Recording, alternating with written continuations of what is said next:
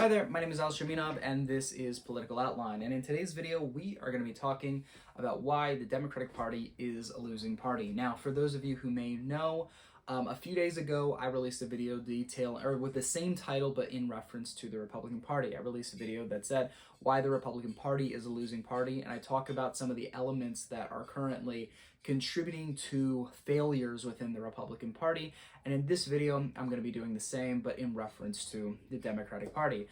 So the number one thing on my list is actually a similar concept of a similar thing as to why I think the Republican Party is a losing party, that being inconsistency. Now, Democratic inconsistency and Republican inconsistency are very different. In the video I made about the Republican Party, I said that the Republican Party is inconsistent where policy items are concerned. They do not have a coherent or consistent policy ideology as they attempt to solve any of the problems that they talk about. They're great at unifying behind discussing particular problems and issues and shedding light on them, but their actual ability to unite over solving those problems is so abysmal, particularly because they have no party ideology where various policy items are concerned. Democrats, on the other hand, have a much more coherent and united policy vision. Now, of course, there's variation within the House and the Senate, and as well as our president as well. But when you compare that variation to the Republican Party, the Democratic Party is much less divided on policy issues as the Republican Party is. The Democrats may have a few scattered members that ultimately can foil things, but generally foil things to a much lesser extent than the Republican Party does. Right now, we're already experiencing that Republicans in the House, the Republican-controlled House, are already having a tumultuous interactions with each other as it pertains to the Speaker of the House, that being Kevin McCarthy, and some of his agenda. A lot of this has to do with the debt ceiling bill that was struck, and ultimately many Republicans are unhappy, and really that just shows the reality that Republicans are much less united on policy issues than Democrats.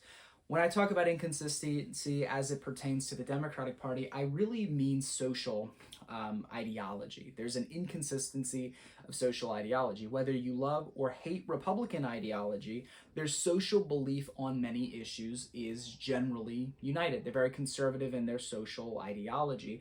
And that pertains to their ideological outlook on morality, that pertains to their ideological outlook on broad social issues. And whether you agree with it or disagree with it, generally speaking, Republicans are united across the board. A good example of this for a hotly contested issue would be abortion. Now, statistically, the majority of Americans believe in some form of an access to abortion, but individual understanding of belief of what that should look like varies quite notably. Republicans, generally speaking, are much more united behind this, to some extent, social issue than Democrats tend to find themselves. Now, the majority of Democrats may believe that abortion access is important to protect, but the definition of what that looks like varies quite a bit within the party, or it can exist within the party.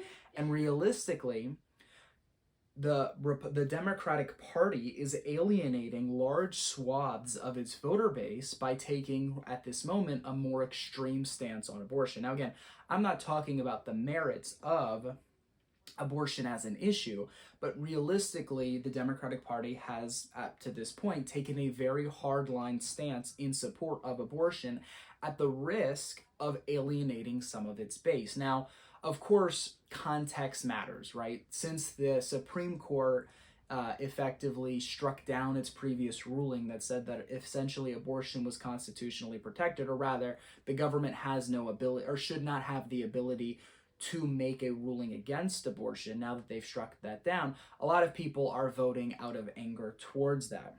Again, you can be a person, a Democrat, who believes in abortion access but does not believe in as widespread an access and still dislike what the Supreme Court did. That's just one example. In general, though, when we look at the general social ideology of Democrats, what they want our country to look like, what they want our government to be doing, some Democrats want the government to have a very large and widespread social policy. They want things such as universal health care. They want things such as universal education. And while those things may be good policy objectives, generally speaking, the House or the legislature, Democratic legislators, are divided on some of these issues, and people that represent the United States are generally divided on these issues. They may agree that these things are problems that need to be addressed, such as education or healthcare, but realistically, the way in which they think these things should be solved may vary quite a bit. And because there's not a great variance of social ideology, or room for, or because there is an inconsistency rather of social ideology, how we see, perceive, and interact with one another as it pertains to politics, anyways, there is a breakdown of cohesion between the Democratic Party and members of the community who are Democrats. The next thing that I think is a problem, or why the Democratic Party is a losing party, is that their ideologies are often incoherent. Now, Democrats are in my view, are better or do a better job of producing policy or a coherent ideology where policy is concerned. When we look at, generally speaking, how Democrats run the government, realistically, many of them agree on a lot of the same parallels, but the way in which the government achieves things is very controversial at times. And when you're the Democratic Party, there's so much of a breakdown as to what some of these ideologies are that realistically there is not a unified vision for what the Democratic Party should, or the government should be particularly pursuing and focusing on. Again, a lot of this pertains to social issues. The Democratic Party has a lot of inconsistency where social issues relating to LGBTQ members or individuals, where their social policy is pertaining to minorities, where their social policy is pertaining to abortion, affirmative action, immigration, etc. There is a lot of inconsistency within the party. Now, my saying there is inconsistency within the party is not necessarily to say that elected House, Senate members, or the president, or liberally leaning Supreme Court justices are not unified, but rather the base of support under the party, people who would identify as Democrats, are more so divided on these issues than it appears. Realistically, at least in the modern era of politics, Democrats have tried to unify various minority groups in hopes of turning that into a majority. Statistically, the majority of African Americans vote Democratically. The same can be said about Asian Americans, the same can be said about Hispanic Americans, or LGBTQ Americans. Historically, anyways, the Democratic Party in recent years has tried to unify these minority groups to complete or develop a cohesive base. The problem with that is, again, especially when we consider it from the perspective of social ideology, various people groups have various wants, needs, and desires. Ultimately, the social needs of someone who's African American are likely, or the priorities rather, so the social priorities are likely going to have variation with someone who is part of another minority group. That creates a problem where political contention is concerned. The Democratic Party opens the door to itself being, or to its members fighting with amongst themselves because they cannot agree on social ideology. And at times we can see we can be punished for that. 2016, actually, the presidential election in 2016 is an excellent example of this. From a social ideological perspective, Bernie Sanders and Hillary Clinton were very opposed. Bernie Sanders is a self-acclaimed Democratic socialist. Hillary Clinton is much more traditionally, or believes in more of a traditional establishment, and realistically the social ideologies were very different. The reality is, going into 2016, the presidential election in November, many Bernie Sanders supporters refused to vote for Hillary Clinton because of the underlying difference in social ideology. Theoretically, this could happen at any time. Democrats united represent a majority in the United States, but ultimately, because the Democratic Party is a majority of minorities, again, minorities being social minorities, ethnic minorities, racial minorities, etc., because it is a majority of minorities, it opens the door for it to be, or for the party to be weakened by infighting. And because there is not a coherence of social ideology, this creates circumstances in which at certain times this division is much more noticeable.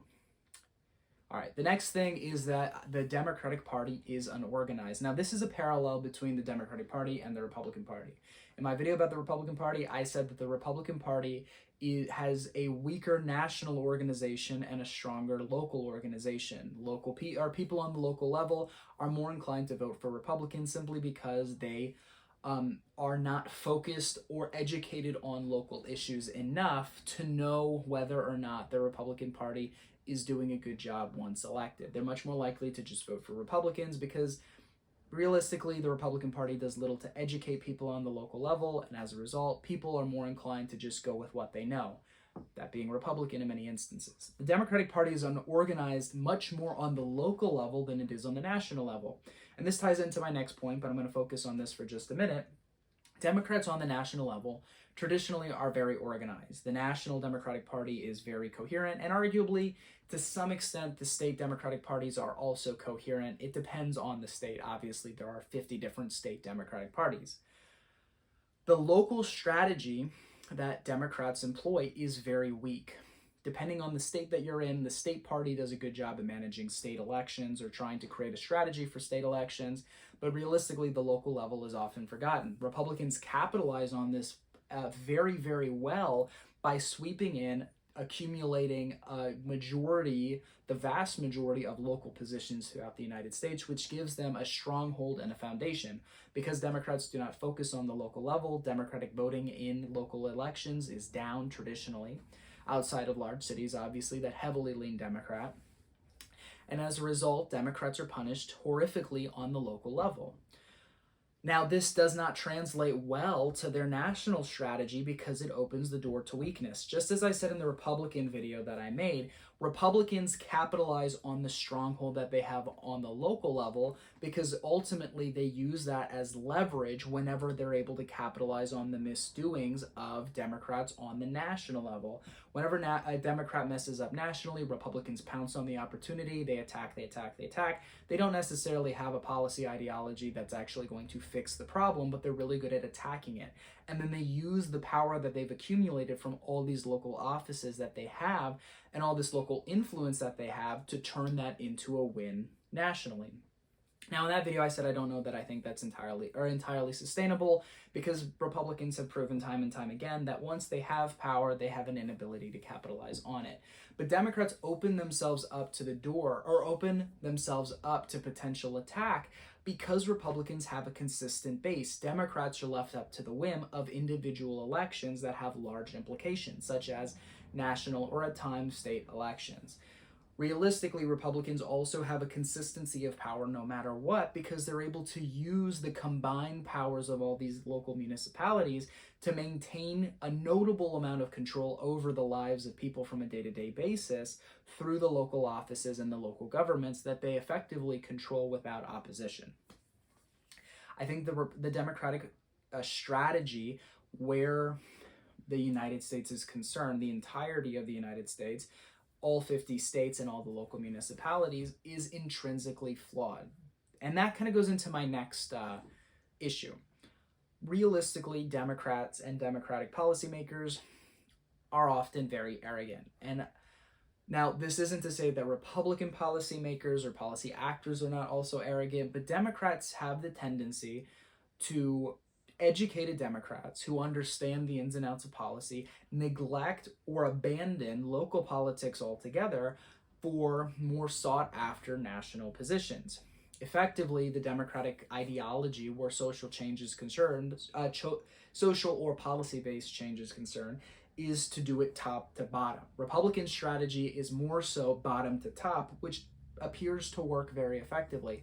The Democratic strategy of trying to accumulate positions of power on the national level and then use that power to affect the entire country is intrinsically flawed from the perspective that our government is designed with the separation of powers between the various levels of states, so that while the national level has the greatest amount of coverage, it technically has the least amount of bearing on people's day-to-day lives. Democrats talk a lot about infrastructure. Well, the reality is local municipalities do much more to develop their own infrastructure than the national government does. The national government can only hand out so many stimulus packages to help restore infrastructure in any given decade. Realistically, the planning of redevelopment of infrastructure is a local issue because Democrats abandon local strategy, or they abandon the local level and take their quote unquote talents elsewhere, their education, their understanding elsewhere for positions that are more socially promising. The reality is they abandon so much of the general foothold within the United States. Republicans, who are more inclined to go with the Republican model of doing things, will come into these small positions, and as a result, then the Republican Party has a pluralistic majority in terms of power over the local level. So, generally speaking, the strategy of the Democratic Party is just lopsided. It's intrinsically lopsided. It's too top focused as opposed to bottom focused. And then the last thing is that realistically, the Democratic Party is losing the moral battle. Certain issues that the Democratic Party is hitching their wagon onto, such as abortion, in the long term is just not a very efficient position where morality is concerned.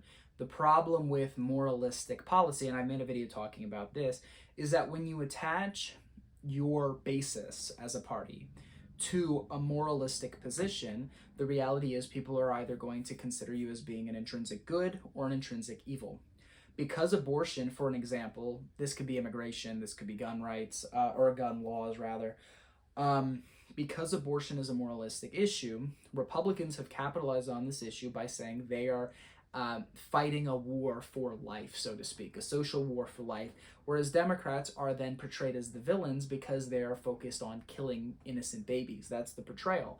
Democrats have done a very, very poor job at communicating this in such terms that people can understand them for what they are, and B, come to grips with the reality that to some extent this isn't so much a moral issue as this isn't an issue of government morality, because the government is not called to be an arbiter of morality. The government's not designed to make moral decisions on things. That's a better social position to have than saying effectively abortion good.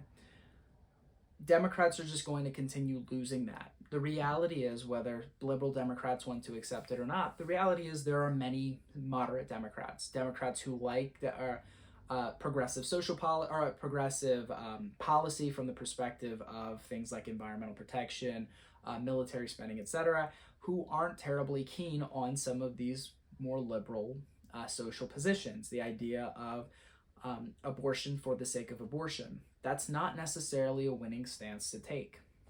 Now, obviously, this is simply my opinion, and I'm not necessarily inflecting my moral views on any of these issues. I'm just saying that when you look at it, Democrats put themselves in a position similar almost to Republicans, but in an entirely different way, to either have large swaths of support or lose large swaths of support because of the things they choose to stake their flag on. Because they have a more extreme stance on many social issues, similarly to Republicans, but in a different way, and because they essentially have more so infighting within the party because of those things, the Democratic Party weakens its overall national image. Or at the very least, it opens the door to its national image being weakened. As a result, Republicans are on the local level are effectively able to run on issues that they have no bearing on, such as abortion. Republicans on the local level can simply win elections because they go around telling people they're pro-life.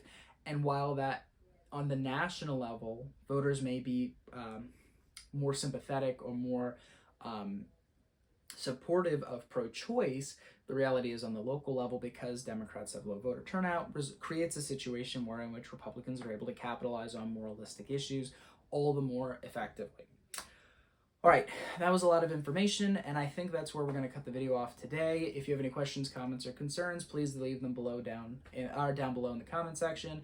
If there's anything that I said that you have questions about or challenge in some way, shape, or form, please reach out. I'd love to be able to kind of address the things that I say, or perhaps say them more delicately. But with that being said, thank you for watching today's episode, and I will see you in the next one.